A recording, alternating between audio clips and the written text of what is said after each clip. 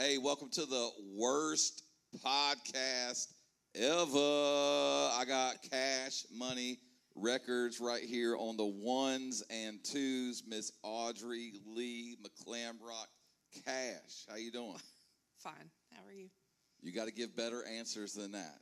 She's so very sorry. nervous. She's very nervous because there is no script. Correct? Correct. What are you most nervous about? Like You being loose with the microphone. Me being loose. Are you saying that I can be cavalier? Yes. Yes. Very. Yes. Very. Very. Very. Very. Tell me anything. All right. Favorite TV show? God, see, it's so hard to be on the spot. I knew it would be hard for me. You do not know your favorite TV show. I really don't watch TV. You don't watch any TV. You've never watched TV in your life. When I didn't have kids, I did. Now When I watch you did animated have kids, things. did you kill your children? No, I just watch animated things. Recently, I did watch Leanne. It's not the best, but I watched that series. What is Leanne? It's a lady in her 40s who Is she is also a comedian. Okay. Leanne Morgan. Yeah. And? So she made a TV show. And what? It was funny, and I finished the series, and now I have nothing to watch again. so you're in a show hole. Show hold. Show hold.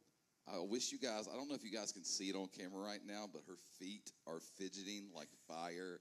You can actually literally see the bundle of nerves that are going on in Audrey Lee McClamrock Cash. Stop. Are you Irish? Yes. Yes? Yes. You got to give better word answers than one word answers. You're asking me yes and no questions. Okay, that's true. I'll give you that. Give All me right. better questions. Where are you from?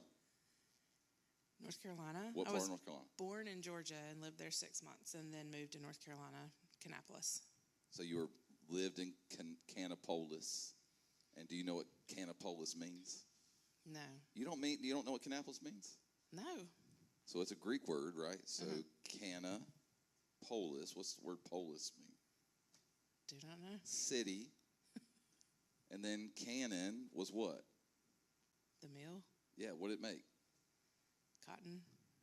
Towels. Linens. So it used looms, right? Like Towel City. Yeah, Towel City.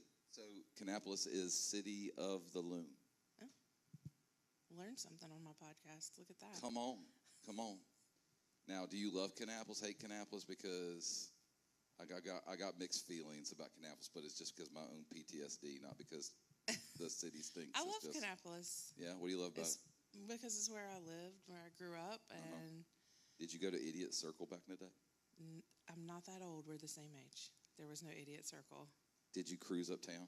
No, I cruised in Concord. That's what I mean, uptown Concord. Yeah. Where'd you hang out? In front of the Golden Corral. In front of the Golden Corral. All right, so let's frame this. This is the early 90s, late 90s, right? Yep. There's this place called Carolina Mall. Was it actually Carolina Mall? Yeah, Carolina Mall. I guess it was. Okay, we had beepers. You did have beepers. Yeah. I remember I would go up to the payphone right near the Eckerd, and I would like literally put my phone number in, and then I would run down as quick as possible so I would look important so that people would see me getting the page. I think you got beeped. Do you think these Gen Zers and Gen Alphas right here, like they understand even what a pager is? I don't think they could work one. And then explain to them what we would do on a Friday and Saturday night in the great city of Concord, uptown. You're at Golden Corral. I was a Spur guy, so just so we're aware, like there was a hierarchy of like places that you could hang out, and the Spur was the ultimate. What is Spur? Huh? I don't even know what that is. The old gas station right there in the corner where the Wells Fargo is now. Okay. Yeah, You're not a true cruiser. I didn't cruise down that far. What was the old? What's the start? What did the Starbucks used to be? Where's the Starbucks right now? Right Waffle in front of Carolina House. Mall. Is it? No, wrong No, way. she don't know. Yes, I do. It was She Wendy's. don't know. Or Burger King. No, It was Burger King. It was Burger King. Yes, Burger King. Because I worked at the emergency room, and I would go there sometimes. And then what was on the other side that's now the Popeyes chicken? I don't know. Taco Bell. That's what I thought. But You remember the dip in Yeah. Taco Bell? There's a big old dip whenever you would pull down into the Taco Bell, and it was a big old dip. So anybody, if you're watching live right now, Obviously, Audrey, Lee, McClamrock, Cash was not a true cruiser in downtown Concord, uptown Concord, because you would know all the spaces. You would know all the places. I wasn't looking at the spaces. I was looking at the people. What kind of people were you looking at? My friends. Yeah. Tell me about one of your friends that would hang out at the Gold Corral. What about them? Anything. Their name, where they're from. No, I'm not telling you anybody's name, but somebody did have Why aren't you gonna say their old name? Mustang. Does that mean you like Mustangs? I like old cars. You like old cars? Yeah, not specific. And I got excited because I got to ride in it one night around when we did the circle or whatever you call it. The strip? Mm-hmm. But what was fun about that time was that we really didn't have cell phones. Yep. So you got to just look for your friends, and then you would get super excited when you found somebody you knew. I see kids nowadays, like, they don't even ask for each other's numbers. They ask for their snaps, and I'm like, what's up with that? Well, and then they have their location on, so you know where they are at all times. That is nice as a parent, for sure. As a parent, yes. But it takes the fun out of it for a kid. Definitely. Good. Because I know what I did when I was their age, and I do not want my children doing those things. Because in a life now, like where you have cell phones and everybody takes pictures and videos of everything. Yes, I don't want pictures and videos. I would be, in jail, prison. Cooked. Huh? Cooked. You'd be cooked. I would definitely be cooked. Be fried like an egg. How'd you become a Christian? I became a Christian when I was 12 at a vacation Bible school. What church? Franklin Heights is where I was a member after I got older, but Blackwater Park Baptist. Blackwater Park, okay. Mm-hmm. Okay, what happened? Yep. We were at the end of service. I felt the Holy Spirit. I went down front, and me and another girl who has now passed away, Callista, we got saved at the same time. How did you meet that hunk of a husband you got? Joshua, what's his middle name? Brian. Brian? Joshua Brian Cash. Walk us through the exact event, everything. Oh, how did you meet him? When did you fall in love? What was it about him? For those of you guys who don't know, I went to high school with Josh, and, so I know a good bit about him. I didn't know Audrey at this point, but, yeah, keep going. So I only met Josh because he was in a band, and I liked the guitar player. Oh. And I had liked the guitar player since high school. Oh. So you had a crush on his friend, but not a crush on him. Yes. In the comments, let's see what you guys say to that. Like, judge her and, like, come on. Like, throw the shade. Remember, this is the worst podcast ever. All that good stuff. So you're watching him at a show? Well, I wasn't looking at him at all. I know. I was looking at the guitar player, exactly. but yes, I went there for that. Josh plays a guitar. So yes, but in the band, he was the lead singer. Oh, so you didn't like the lead singer? Because typically the lead singer gets all the girls. Yeah, I did not. Okay. I thought he was full of himself. Oh. Josh, I apologize. That probably he knows that. Okay. But I had liked the guitar player for a long time, and we accidentally came upon their band. Like, we didn't know they were playing. I didn't know they were going to be there. And then I hung out with the guitar player. We dated for a while, and then we broke up, and then Josh asked me out. Did their relationship get strained in the band after that at all? No. Not one bit? No. No? No. No? Mm-mm. So what made you fall in love to the point where you'd be married to him for 20 years? Tell me about that. And have like 17 of his children. How many kids you got? 5. 5? Are you sure you don't have more? No more, just 5. Why did you feel the necessity to populate the earth with 5 children? Because I wanted a large family. Yeah, why? I don't know. I love kids. Why? I wanted to mother kids. I wanted to raise people. Why? I wanted to be a What mom. What is it about that in you that, like... I like to nurture people. Tell me I like more. to love on people. Tug on that thread, girl. Where does that come from? Jesus. Worst podcast ever? I don't know. Guess. All right, so you go out with Josh. How'd you know you fell in love? We dated for a year, almost a year, and then he broke up with me. Yes. Way to go, Josh. And he said he needed some time. Yes. And then he invited me. How did you feel when he broke up with you? I was angry. Yeah. And he said he'd call me. Time out right here. Those of you guys who have not seen Audrey Cash, a little spicy, it's a sight to behold. Oh my. Truly. If you agree, would you raise your hand in the back? If you've seen Audrey get spicy, it's a sight to behold. So you were spicy at your future husband. Well, we broke up, and he said we weren't going to talk for, I can't remember if it was 2 weeks or 3 weeks. I did that to Betsy too, just so you're aware. So it must That be is a weird. insecurity guy thing because I was. Well, he wanted to pray and decide whether it was I definitely don't think I was we praying. needed to move forward or we needed Backwards. to stop. Yeah. So after the 2 or 3 weeks, he called me, wanted to go to the movies, and I was mean to him. Good. Let's go. And he begged me to go to the movies. And finally, I said yes. And then... What movie did y'all see? I don't know. What movie theater did you see that? At Concord Mills. Okay. It may have been like Gladiator or something like that. Because I used to be into those movies until I had kids, and then I'm just not even into movies really anymore either. You're boring. Hey. Don't watch TV. Don't watch movies. Yeah, boring. I have pretty babies. You got pretty babies, for sure. Pretty babies all day. Maybe I should watch more TV. What the worst podcast ever. So how'd you fall in love? I don't know. You ask me weird questions. It's hard. That How did I is fall in love? not Okay. a weird question. How did you fall in love? That is a basic question that anybody would ask anyone when they're talking about getting married. Really, I had a checklist. Like Santa. Let's go. All right. And I can't even remember all the things on the list, but the main thing was that he loved Jesus. Yeah. And he did. And he was following Jesus, and he loved me, and he showed me that. Was he attractive? Yes. He's still Tell attractive.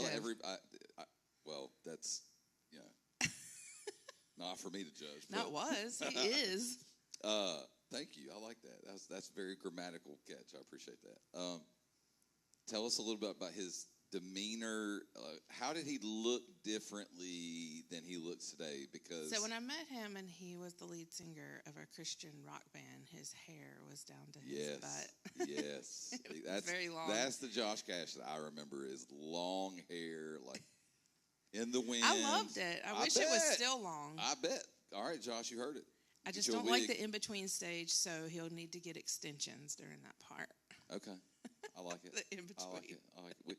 We got plenty of hairdressers at the church that can fix up help the with that. extensions. So, Yeah. He can take them out when he goes to the military and put them in when he comes home. Snap-ons. How long have you been married? 22 years. Yeah. What's been the toughest thing and what's been the best thing? Toughest thing, I think right now, being apart. She's welling up. Welling up. That's the best part of podcasts. Get people to cry on camera. Stop. And the best part is that even though it's hard, not just now, but of course marriage has lots of ups and downs, we continue to choose each other at the end of the day. Those people that may not know you a whole lot, like Josh is in the military. Yes. Been in the military for 20 years? No, not quite. If he was, he could retire, which would be nice. But it's like 17 years. So he's close. He's close if he Super stays close. active duty. If he doesn't, he has a few more years in reserves, but that would just be one weekend. Y'all moved around a lot. Tell us about some of the places that you moved to. We first moved to Arkansas, which I was very disturbed by to begin with. So did not like Arkansas, okay. But we lived there long enough that it became home. How long? 7.5 years. Yeah, that's a long time. So it became home and it became normal. And then we thought we would get out of the military, so I moved back to North Carolina. I was waiting on Josh to get out. In the meantime, he got orders dropped on him to go to Japan. Yeah. So Arkansas to Japan. we spent some time in Japan. How long? 4 years. How did Arkansas prepare you for Japan? Because they seem like they run parallel. Like, I definitely think Arkansas and Japan, similar cultures, similar type of people, all Negative. those things. Like, None I'm of sure that. there was some preparation, like being gone away, that would help. The biggest part is that moving away from just home taught me how to deal with adult conflict and how to face it head on. You just can't get rid of people. You have to learn to love them through, talk to them about whatever they're doing that's hurting you, and be able to work through that. You Do you can't think just that's throw a lost someone art in our culture right now? Giving up on people? away. Oh, definitely. Say more. And especially with social media, you can just say whatever you want, but you're not a real person. You don't really talk to the person. You're just saying something either over text or over social media. So I think adults get rid of people all the time. And I don't want that culture. So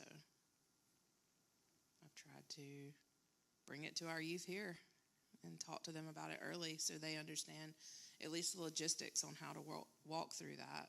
So you've been helping in our youth department for the last 4 or 5 years. Why do you do it? For those kids, so Why they do you can think grow. you care so much about kids? 'Cause you said I gave birth to 5 of them because I want to nurture them. Yeah. I've been involved in the youth ministry for 4 or 5 years. I've been involved in the kids ministry for 4 or 5 years. Like everything you've done around here has been, except, well, even with me, babysitting a child right here. Like you're in constant kids ministry. So like when you reflect on that, what do you see?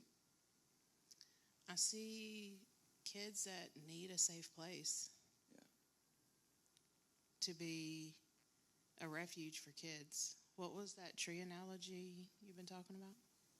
Yeah, I mean, Psalm 1 tree is planted by streams of water. Streams of water is anything like the decibels of hertz when you're around water. Like you said, like I love, like whenever I'm anxious, I chase water.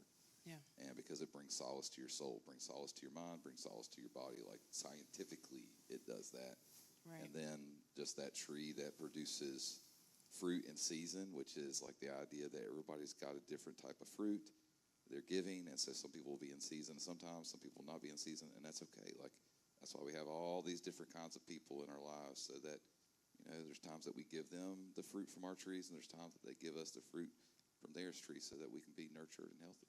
Right. Also, a tree is in the fact of like growing tall and strong and being able to have wide branches to love kids who don't feel that maybe anywhere else, or that they just need somewhere else to be loved on. SOJO, if you guys do not know, I am a total tree hugger.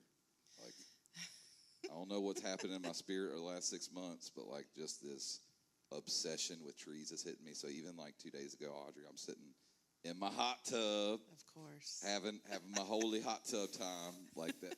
That is my meditation garden right there. And I'm looking up at this probably 100-year-old tree, and it's 50 feet tall in the air, and it's beautiful, it's majestic, it's obviously strong. But then I start noticing like all those knots like on trees from limbs that have been cut off, and it was just this reminder that pain happens, but you can still be beautiful even when pain happens. And like I think about our kids, whether they're the small kids, the middle-aged kids, the older kids, like 25 and below, like learning how to love the Lord even when life gets hard. It's one of the reasons why I wanted to give my kids that God keeps his promises. Like the number one truth I wanted to give to my kids is because life ain't easy and ain't supposed to be. It's going to be hard. God is good. God is good. What'd you do with the kids last night? Because you did something cool last night with the kids. Talk about it. Well, when I was talking about your analogy, I meant the refuge, and you kind of stole my thunder because I took the kids and talked to them about their fruit and what fruit are they producing at this moment. Like, I think I teed it up for you. I didn't steal your thunder. I teed it up. And then we had a table of fruit. But why? Like, why did you want to do that last night with them? Why did you want to give that visual? Like, what was it about that analogy? What is it about that analogy that you see like, man, if we can plant that into our kids? I think they each need to know that they bring something different to the table and something special. And I think they each need to know that every kid, every person is dealing with something. And you might not always be able to see it, but they need to know it's there. And then further, I want to teach them how to love one another through those things. I gave the devotion about the tree and then mimicking back to the garden. Had you ever heard that before? Not until you did that. What did you think about that? It was very, very interesting. Just very concept insightful. is just, I've been reading Psalm 1 a lot, and reading Psalm 1 paints a picture of a tree, and the picture of the tree is whatever it does, it prospers, it flourishes. And, my heart for our church, like not just for today. I pray this is like the next 50 years of my life, that I spend the rest of my life trying to figure out how to create healthy trees that are people that are producing fruit, that are producing orchards. Like even yesterday, I was looking at the scriptures where it says the charge of humanity in Genesis chapter 1, verse 25 and 26, where God says, be fruitful, multiply, fill the earth, subdue it. It's like this idea, like be a tree. Like, because the Lord is that tree. The Lord is the tree of life. The Lord, when I sit before the Lord, like he gives me peace. He gives me strength. He gives me shade. He gives me fruit. He gives me the ability, whatever I touch, prosper. My leaves never wither, all those things like that. So when I let the Lord love me, something happens in me, and then something happens through me, which is I start to be fruitful. My tree starts growing all this fruit, and people want to eat from my tree, which I know sounds weird. Yeah, the metaphor, like, eventually this gets creepy. Wisely with the youth last night. Yes, the metaphor gets creepy, I get. But still, like, it's very true. And then I'm fruitful. And then when I'm fruitful, like, what happens when people eat fruit? They drop seeds. Those seeds multiply. Yep. I think about orchards. Like, our church is an orchard of these beautiful, amazing trees that are just, some are blooming, some are waiting to bloom, some are a little sick and they need some extra love and attention, all these things like that. And then it says, fill the earth. Like, imagine, like, you're in Japan. I know you care about the nations. Like, you love the idea of missions and, like, how the church is supposed to go fill the earth with all these beautiful, majestic, incredible trees. They got scars on them. You know, they got some scars. Yep. But just remembering that your fruit's not your own fruit to be eaten, too, and that your fruit is needed. You have to unpack that a little bit. Unpack that, what you mean. Your fruit is not your fruit. You don't eat your own fruit. An apple tree doesn't eat its apples. So when you produce your fruit, you're producing it for somebody else. So if you don't produce your fruit, somebody's missing out on a blessing or what they need or what the Lord is saying to do. What would be the reason why they're not producing fruit? You're not connected to the tree, which is Jesus, which is the main point of my message last night was to teach them how to be connected through prayer, worship, the word, and community with accountability. All right, switching gears. We got 5 minutes left. Dun, dun, dun. Tell me the hardest part about working for Corey Alley. Corey Alley. Pastor, Reverend, Bishop, Pastor Corey Cardinal, Alley. Yes. Archbishop, Heavenly Apostle, whatever it is you'd like to call me today, I'm good. I think it's, I said this to somebody else and they said they had never heard it, but they agreed with me that you're like nailing Jell-O to a wall. Wow. That's the hardest part. Say more. I want to hear more about that. Who said it first? Me. Me. Oh, you said it. Yes. You said it to somebody else. Okay, yes. Say more. What does it mean, nailing Jell-O to a wall?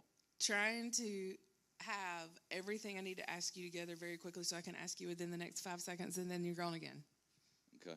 Is that a good thing? Is that a healthy thing? It's like pressure for me.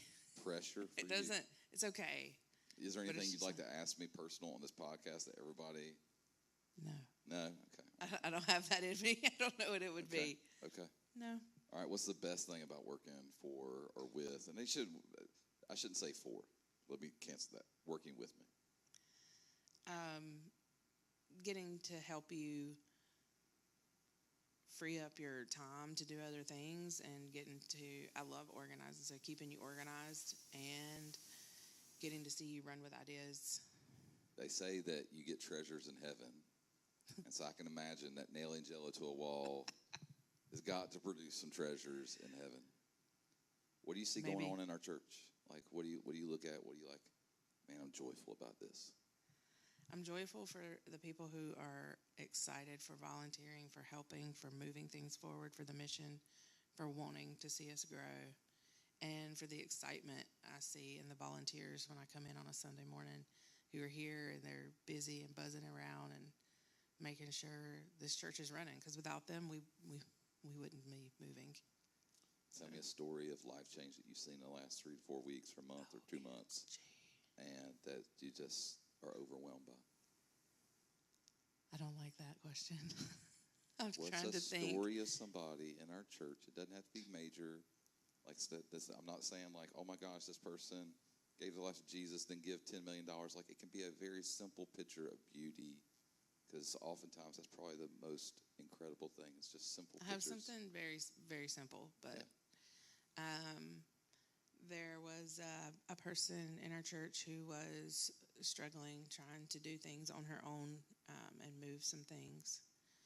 And I just reached out to her and said, is there a way we could help you? Could we come and sit with you? Could we be with you?